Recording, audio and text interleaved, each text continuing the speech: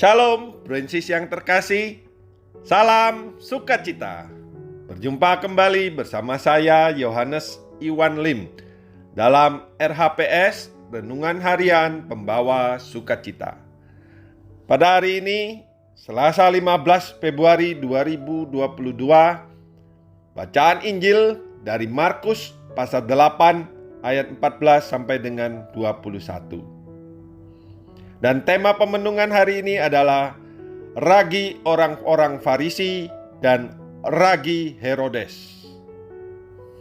Dan ayat yang menguatkan saya sebagai nasihat yang utama Yesus di dalam bacaan Injil hari ini adalah Markus pasal 8 ayat 15. Lalu Yesus memperingatkan mereka, katanya, "Berjaga-jagalah dan awaslah terhadap ragi orang-orang Farisi dan ragi Herodes."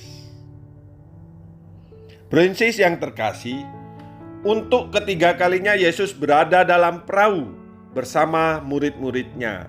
Sebelumnya saat angin ribut diredahkan dan Yesus berjalan di atas air. Kesempatan ini berada di dalam perahu bersama Yesus merupakan saat khusus bagi murid-murid untuk mengalami kehadiran Yesus secara khusus.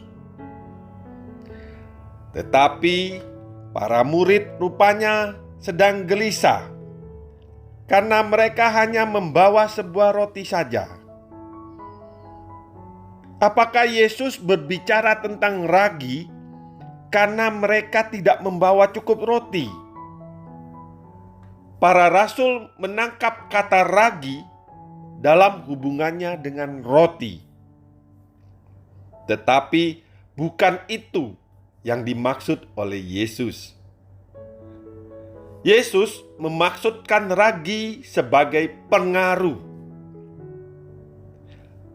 Ragi orang-orang Farisi kiranya dimaksud Yesus adalah pengaruh untuk selalu memandang orang lain sebagai orang berdosa dan melakukan ibadat supaya dilihat orang.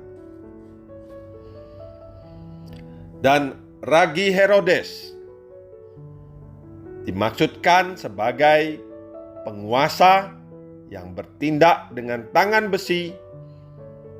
Dia mengambil istri saudaranya Filipus dan membunuh Yohanes Pembaptis. Prinses, kedua ragi ini tentu tidak baik di dalam hidup beriman dan bermasyarakat. Orang memuliakan Tuhan datang dari hati yang jujur dan tulus ikhlas, bukan untuk memamerkan dirinya. Tidak seperti ragi Farisi, orang-orang Farisi.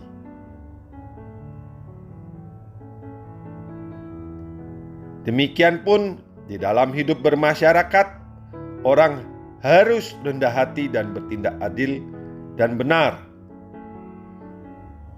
Jangan seperti ragi Herodes. Prinses yang terkasih,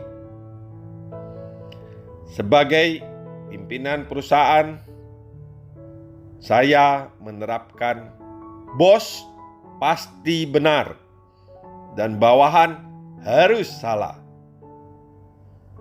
Seperti halnya ragi Farisi.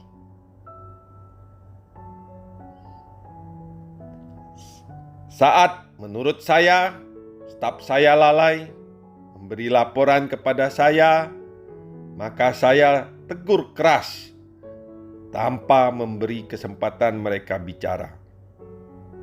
Demikian seperti ragi Herodes. Bahkan saat mereka menjelaskan lewat email, tetap saya bersikeras menyalahkan mereka.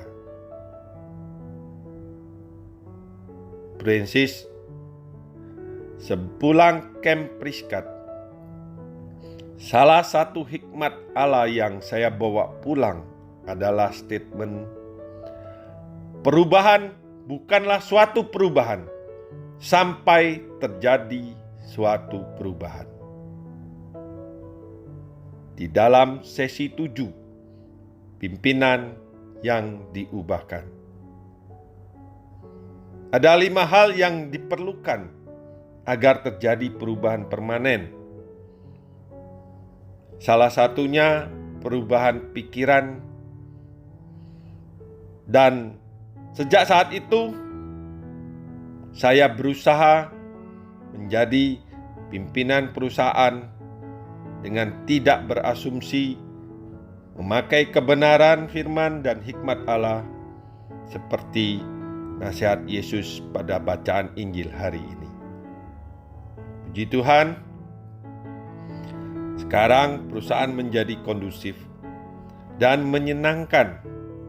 Terlihat dari kinerja staf saya yang sukacita dalam menjalankan tugas-tugas mereka. Menjadi refleksi kita hari ini, sudahkah kita memuliakan Tuhan karena Dia layak dimuliakan dan bukan karena ingin pamer diri agar dilihat orang lain sebagai orang suci? Dan maukah kita mempraktekkan keadilan dan kebenaran dalam hidup keluarga, perusahaan, dan bermasyarakat? Marilah kita berdoa. Dalam nama Bapa dan Putra dan Roh Kudus. Amin. Allah Bapa yang Maha Kasih, kami bersyukur karena umat seluruh dunia telah Kau beri tanda kehadiran-Mu di tengah-tengah kami. Ialah Yesus Putra-Mu sendiri dalam Ekaristi. Berilah kami hikmat mengerti ajaran-Mu, sehingga kami dimampukan untuk menerapkan kebenaran di dalam hidup yang melepaskan kami dari belenggu-belenggu dosa. Kemuliaan kepada Bapa dan Putra dan Roh Kudus, seperti pada permulaan, sekarang, selalu, dan sepanjang segala abad. Amin. Dalam nama Bapa dan Putra dan Roh Kudus. Amin. Terima kasih Bro&C semuanya. Salam sukacita, berkah dalam.